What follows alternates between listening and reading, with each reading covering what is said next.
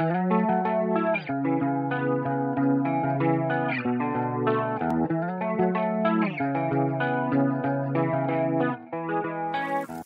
Saint-Martin, bienvenue dans la première saison de notre podcast fait pour vous.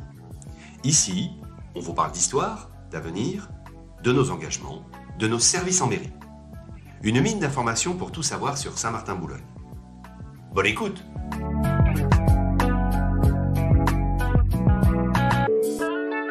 Aujourd'hui, on se retrouve pour un nouvel épisode de Ça s'explique, dans lequel nous allons parler de logement social, quelles sont les démarches à faire en mairie, qui peut y prétendre. Pour en discuter, j'accueille Betty Boulogne, adjointe chargée du logement et de l'habitat. Bonjour. Bonjour. Alors la première question qui se pose, c'est quelles sont les démarches à suivre pour une demande de logement social ? Alors, pour la démarche, il y a deux façons de procéder. La demande peut être faite en ligne sur www.demande-logement-social.gouv.fr ou encore, elle peut être faite directement en mairie auprès du service logement. Une fois que la démarche est effectuée, quelles sont les pièces à joindre ? Il faut d'abord se munir de la carte d'identité, de la carte vitale et des 2 derniers avis d'imposition.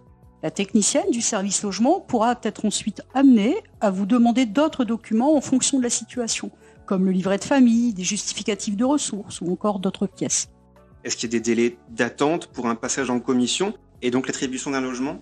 Oui, alors nous ne pouvons pas donner de délai car cela dépend de la typologie recherchée, de l'urgence de la situation ou encore des critères émis par le demandeur. Il faut savoir que plus il y a de critères, plus le délai sera long. Pour l'attribution d'un logement, le bailleur informe la commune d'une libération, puis la commune propose au moins 3 dossiers qui seront ensuite instruits par le bailleur. Et au final, ils seront donc proposés en commission. Y a-t-il des dossiers prioritaires pour une demande de logement social ? Oui, pour l'attribution, la date d'ancienneté est primordiale. Néanmoins, il y a des situations d'urgence que je veille à satisfaire au plus vite, comme le handicap ou des cas de violence conjugale. Y a-t-il également des critères de ressources ? Oui, bien sûr. Il y a 3 barèmes définis par l'État. Tout d'abord, le loyer standard. Ensuite, le loyer avec surcote pour les gens dont les revenus dépassent le barème du logement social. Et enfin, le loyer moins élevé pour les gens qui sont en dessous du barème du logement social.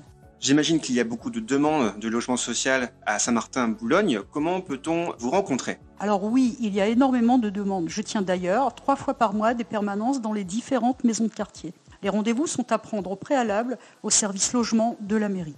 Ce sera le mot de la fin. Merci d'avoir participé à ce nouvel épisode du podcast. Merci à vous de nous avoir écoutés.